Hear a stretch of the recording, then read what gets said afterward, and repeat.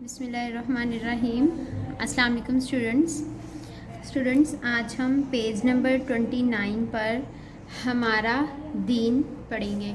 Students, اس chapter میں ہم ہمارے دین کے بارے میں پڑھیں گے کہ ہمارا دین کیا ہے، ہم کون ہیں اور ہمارے دین کے معنی یعنی اس کا مطلب کیا ہے، اور ہمیں اس بات کا بھی پتہ چلے گا کہ دین اسلام کے ماننے والے کو کیا کہتے ہیں۔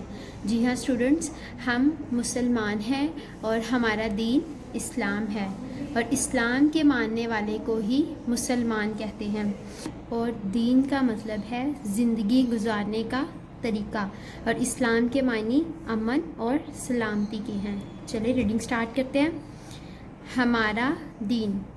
پیارے بچوں، کیا آپ بتا سکتے ہیں کہ ہم کون ہیں اور ہمارا دین کیا ہے؟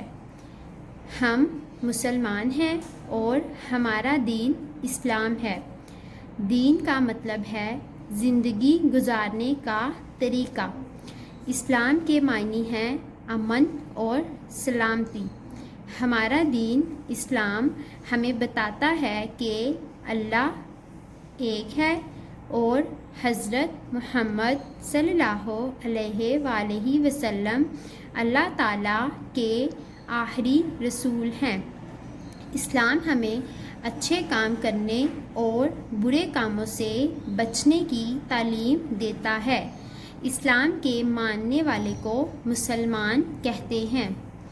اللہ تعالیٰ کے نزدیک سب سے اچھا دین دین اسلام ہے۔ آج کے لیے اتنا ہی۔ اللہ حافظ۔